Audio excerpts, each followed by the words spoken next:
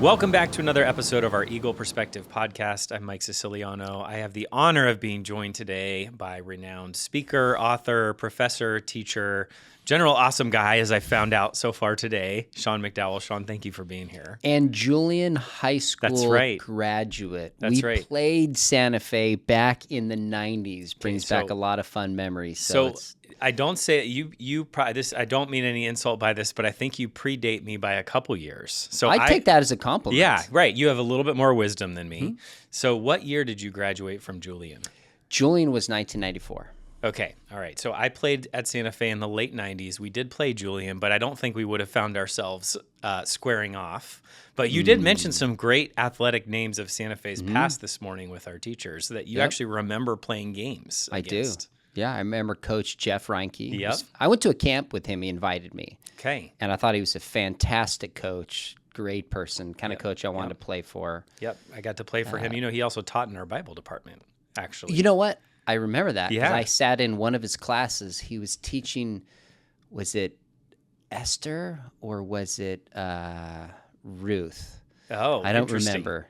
Yeah. Sorry, Jeff, if you're listening, but I visited campus and have been here a number of times. Had a lot of friends come to Santa Fe. Yeah. So great Bible teacher. In fact, he's still over at North Coast Calvary Chapel doing marriage and family counseling. So still, which is where a lot of our families go. So now, who won those games? Well, my senior year, we at Julian won both. Wow. Okay, so that was a down year for us, is what you're saying. No, you guys had a really good team. We were. I don't believe it if we lost twice. Really good that year. And then you've been to our campus several other times. In fact, I know we just retired. Steve Strimple was here today to come see you. Yeah. But when you were starting to teach high school, I think you came and visited with him. Is that correct? I came, it must have been about, it was the first year I taught. So it was 03, 04. Okay. And I was a new Bible teacher, didn't have a clue what I was doing. So I decided to come down. I think maybe I did teach in a chapel. Somehow I was invited to teach in chapel. And I thought, well, I'm here. I'm going to spend the day sitting in Bible classes. So I met Steve. I didn't know him before that, but Paul Lyons was teaching. His daughter roomed with my sister at Biola. And then his daughter's actually coached my daughter at CVCS in volleyball since. Yeah. So known him for years. And I decided I'm going to sit in Yoda's class because he's that kind of teacher. Yep. I remember he was teaching on Revelation 21 distinctly, talking about heaven and the nature of it. And like he was so passionate. I was like, that's the kind of Bible teacher I want to be. So I've been back a handful of times since, but it's a treat to be here. Yeah. Well, good. Well, it's really a treat for us. And you mentioned CVCS. So just to share a little bit more about yourself. You've written how many books? Written or edited around 20. Okay. All right. I would have thought it would have been more. I'm just kidding. You know, you said how many sarcasm. Have you written? 0. Okay, all right. You said sarcasm was your love language. It is. I think you called it the sixth love language, and the people who know me know it's definitely mine too. Good. So I'm going to lean into it. Do it. Game on. Do you have a favorite of the 20? So that's like not fully fair comparison, but asking what's your favorite kid. Yeah. In the sense but let's be honest. Maybe sometimes you have one. Just if my kids are watching, I don't. But I've heard other people. Other people might. Yeah. I love that. So it's hard because my dissertation, I spent 3 years studying the deaths of the apostles. And then I just finished a 10-year update where I've been studying it for a decade, published a second one. So that like so much blood and sweat and academic tears, and it was a unique contribution in its field. I love that book. I've updated a couple books with my dad. Some of his best-selling books, Evidence into Man's Verdict and More Than a Carpenter. Yeah. I think Evidence is, over 4 million. More Than a Carpenter has been published in 30 million copies worldwide. So to update those with him was pretty special. Yeah, that's pretty cool. And so those would be up there too. Not to go back to our ties, but I'm pretty sure I first read that book in Steve Strimple's Bible class. Oh, my good. Freshman year, More Than a Carpenter. I love it. My respect for him has even gone up. Yeah. Good. There's was it Lord Liar or Lunatic? That chapter still stuck out in my mind. Now, C.S. Lewis, it actually was earlier than C.S. Lewis, but my dad did have a chapter on that popular argument and expanded it a little bit. Yeah. That's right. Good memory. Hey. For an old guy. Yeah, but but not quite as old. Although since I've done 0 books, I think that takes some away. Okay, and then you mentioned CVCS, that's Capistrano Valley Christian School. Yep. And you've taught there for a long time, 15 years, I guess, since 03 until recently. Yeah, so 03 to 2013, I taught full-time, was a Bible department chair, and then got offered a job at Biola, started 2014, and continued to teach 1 or 2 classes at CVCS part-time. Yeah. Kids were there. Love Christian education. This is actually the first year I'm not teaching a class. So for 21 years, full-time or part-time, been in a private Christian school. Yeah. Okay. So it's fair to say you've spent a lot of time with Gen Z. Yes, I have. Okay, which brings us to really our main topic here, and I got to hear you share with our staff. You're speaking also with pretty much every constituency that we have here over a couple-day period. But I think for a lot of people who listen and watch us, there are so many questions about Gen Z, how different it is, how as parents or as educators, what do we do to reach these people for Jesus and to reach them academically and all the things. But I think you said something today I'd love to hear you expand on about we're so focused on the differences between generations. But maybe that's not the best place to start. Well, first off, before we kicked off this interview, you were like, I don't know what I'm doing. I'm not really host. You're killing it. You're keeping the conversation going, asking good questions. Don't sell yourself short. I appreciate that. Just for the record. Now, I don't know if that translates to the basketball court or not, but certainly doing a good job as a host Thank you, especially because I feel like I've limited my insults to you to 1, which is really, I will say I'm a much better podcast host than I am a basketball player, which all of my basketball teammates will tell you. So fair enough. Fair enough. Was Jeff your coach, by the way, in the late 90s? He was my coach still for 2 years, and then he ended up retiring from coaching. So love it. That's cool. You got to play for him. Yeah. So when we talk about Gen Z, demographers will assess this differently. Some will say born 95, some born 97. It's not like you have a real cutoff. These are estimates. Roughly, Gen Zers are like those 13 to mid to upper 20s. Like junior high into those out of college entering the workplace is roughly who we would call Gen Z. The first studies are coming out now of the generation after Gen Z, which has been dubbed Gen Alpha. Like we ran out of the alphabet, so let's start over with the Greek alphabet. That's kind of a placeholder for now, so we'll see what name emerges and takes hold. Like the millennials were at one point Gen Y for a little bit. Yeah, they were. Time. That's right. Yeah. I forgot about that. They were Gen Y. There were a few other names for millennials I'd have to think about, but you're right. So Gen Z, again, like 13 to like upper 20s, one of the ethics that's pushed on this generation is intersectionality. Whether it's by that term or not, it's part of kind of tied to what's called critical theory that sees the world through the lens of the oppressors and those who are oppressed. That's kind of a narrative in our culture we see all over the place. And a piece of that is to divide people up into whether they are oppressed or whether they are an oppressor. And the class of oppressors would be, of the religions, it'd be Christian. Of your gender, it'd be male. Of your class, it'd be rich. Of your race, it'd be white. What am I missing? Those who are heterosexual as opposed to homosexual. So I actually tell my students at Bio when I teach a class, I say, if you want to know who the ultimate oppressor is, you're looking at them. I actually cross every T and dot every I of the oppressor class as it's understood by this narrative. As you describe it, I'm right there with you. We are in this boat together. Yeah. I live in Southern Orange County. You live in Santa Fe, beautiful area. So we're not rich, but compared to the world, we're doing fine. Yeah. So I'll say to my students, so if I don't strike you as the ultimate oppressor, maybe something's wrong with the narrative.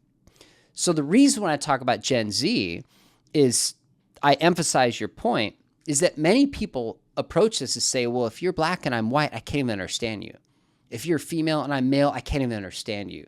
If you're rich and I'm poor, it's like we other people where we emphasize all the differences and we lose that we have more in common than we do differences because of our shared humanity. Yeah. So I don't want people to look at Gen Z and think, oh my goodness, they have different words and they have crazy words my son uses. I'm like, what exactly does that mean? They maybe dress differently, they talk differently. But a lot of those things are surface. We have far more in common with this generation than we do differences. That's what we need to lean into. Yeah, and a couple things on that. And one, and I'm curious if you agree, it doesn't mean that those other things don't have any impact on our experience, right? Whether it's race, gender, Exactly. whatever. It's not saying those things don't matter. It's just saying it doesn't overcome all the similarity we have that's more important than what binds us together. And that's the way we should look at those things and look at how we approach this generation. 100%. I think that's well said. So obviously there's certain perspectives. I'll have conversations with my wife and I'll say, okay, as a woman, how do you see this? Yeah. And she'll see certain things that I might not see Yeah. because she's a woman. I actually had, interestingly enough, on my dissertation, I studied the death of the apostles. And a woman asked me, she said, so did Mary have to watch both of her sons, both Jesus and James, get martyred? Wow. And I thought, I've studied this for 10 years. Yeah. I've never even thought about Right. that. But a mom would. A mom You know? would. Yeah. So, of course, our race sometimes reads to navigating the culture differently, our age, our class. But what happens in intersectionality is there's a certain level of authority that's given where you are right because Right. you're a woman. You are right because you're a certain race or not a certain race. And you're wrong because of this. It goes further than saying we might experience the world differently and bring insights to a level of authority because of those characteristics. That's where I say time out. I think we've taken this too far. Right. And so to come back to the generational thing, it's easy for us to pick at Gen Z and all their flaws and all their challenges and ignore the fact that they're humans going through, things like our generations all did when people thought our generations were crazy. And, it's just different things. Now, to that point, now that we've talked about how we're mostly similar, I'd love to ask you, what are some of the things about Gen Z that you've noticed? Sure. So there's a lot of studies that have come out now, and we're just seeing the first studies come out of Gen Alpha. But if you read the different studies, maybe 8 or 10 or 12 kind of common themes bubble to the surface for the most part. The obvious one that really shapes everything is that Gen Z is the first digitally native generation. So I'm a Gen Xer, and same with millennials. You might be considered a digital immigrant. Mm-hmm. Like a lot of the internet and smartphones and social media have developed through our lifetime, and we learn how to use those as tools. But a lot in this generation who are born in 2007, that's like when around the time YouTube and Facebook and social media is starting, a majority of culture got smartphones in 2012. Yeah. So this is a generation, in many ways, they've been swiping smartphones before and iPads before they could talk, before they could read. So Tim Elmore, this is a quote I used in our chapel earlier today. He's like, teens put technology in the category of air and water. They take it for granted and can't imagine a world without it. And that's not to blame them. Anybody who's raised in this era, we all have certain kinds of technology, right? A old telephone is a kind of technology. A pencil and paper is a kind of technology. So we all take the technology of the era we're raised into for granted. But there's been this radical shift where you can be connected to anybody, anytime, anywhere with social media and smartphones. As this generation was raised, I think in the history of the world, that's about as significant of a technological shift as we have seen. Yeah. You said this morning with our staff, I loved the way you put it. You and I learned how to communicate, or were natural at communicating in person. We had to learn how to do it online. Kids today, their natural mode is communicating online, and they have to learn how to do it in person, which really connected with what I see in teenagers. And in fact, even we have a thing we've started called Freshman Seminar, which we talk about things like, okay, so you're in a conflict. what do you do? Because what your instinct is just to run away and never deal with it or snipe at each other online, right? And we have to walk them through, like, here's some strategies of what you might say to the person, which I think just kind of hits at that idea of ways of communicating we took for granted. We have to actually be intentional about teaching kids. There were a couple other things that you mentioned today about Gen Z, in addition to the technology piece. So let me comment on that. 'Cause Yeah. I'm so glad to hear you have those seminars. The kinds of conflict kids will have has not changed. Yeah. But the medium by which they experience Yes. those conflicts has changed. Yeah. There's always been bullying. There's always been making fun of. There's always been a fear of being left out. There's always been a need to find my identity in something. All those things are universal. But it's shifted now with commenting. It's shifted with social media. Yeah. It's shifted with the technology that we had. And so I just want to encourage parents, like, these are the same needs and desires we've always had. But how do we navigate when it comes to technology? So things like take a breath first. Yeah. Don't comment when you're angry. It's just like your mom said, don't shop when you're hungry. Bad idea. Don't comment when you're angry. Just yesterday, I posted a video and someone sent me an email. They're really upset about it. You need to take this video down and criticize me. And at first, like, my heart sank. I'm like, okay, think about this before I respond. I got some counsel from some people. I slept on, actually didn't sleep great, to be completely honest, but I woke up, got some process. I'm like, you know what? If I had just responded in that moment, it would have been unwise. And I think I would have regretted it. Yeah. Now I have some perspective. Like, these are just tools we've always needed, but they're instant and they're urgent on social media. That's really what shifted. Yeah. The consequences are so much different too. And That's true. not to belabor this point, but I get parents a lot who ask about, all the anxiety. And I think it really hits on this. When I was a kid or a teenager, we'd get into a fight. You and I would get into an argument at school. On the basketball court. Sure, right? You were probably being a punk to me or something, and Julian guys, Right? Yeah. Exactly. I'm glad you got that message. Yeah, for Good. sure.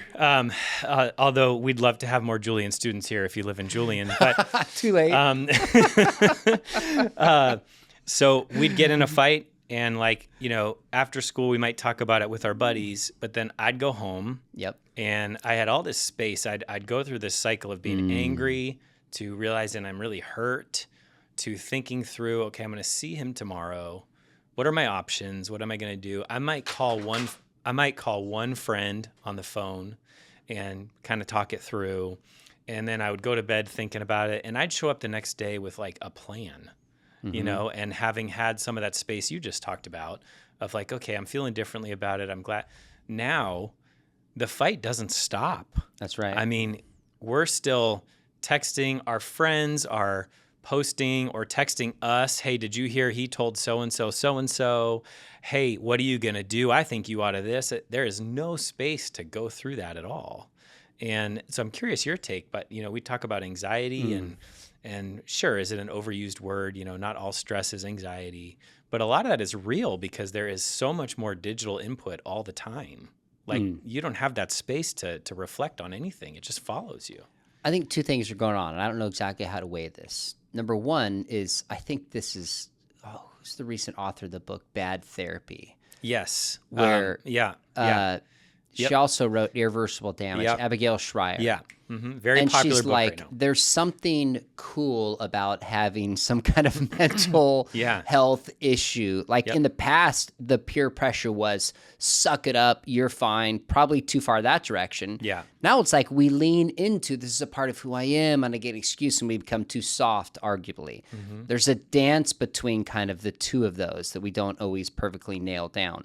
So that's some of it. If you think you're an anxious generation and you think you're a lonely generation, you're going to find things that reinforce that. It becomes a self-fulfilling prophecy if you're told you're anxious all the time. I'm anxious. Yeah. So some of our rhetoric and our narrative about this doesn't actually help. But with that said, you're right. Worst case scenario, it's like, okay, this is so bad, I'm going to another private school. Or I'm going to public school. Escape my problems. Not anymore. That footprint goes with you everywhere, which is back to your point that more is at stake. Yeah, Absolutely. I think for kids, I mean, the bottom line is when you really look at kids who are emotionally healthy, it's the level of intimate relationships primarily with their parents. Yeah. Tech-free space, tech-free time, and just healthy relationships. If you want to know if somebody's healthy in life, look at the quality of their relationships. That is the biggest indicator, period. Parents, friends, in the classroom, how are somebody's relationships? And so if my relationships aren't healthy, then all of these other things in my life bring more anxiety, bring more stress, because there's not that security and identity rooted in what God says about me and rooted in the people around me that know me and love me. Well, gosh, we're kind of on a roll here. We are. Do you mind sticking around if we finish this one up and we'll do a second episode if you got another 20 minutes or so? I'd be happy to. That'd be fun. Okay, thank you so much. Stick around. Come check us out for part 2 or any of our other episodes of our Eagle Perspective podcast. You can find us on Spotify, Apple Music, or elsewhere podcasts are available. And you can always see our video podcasts on YouTube. We look forward to seeing you again soon.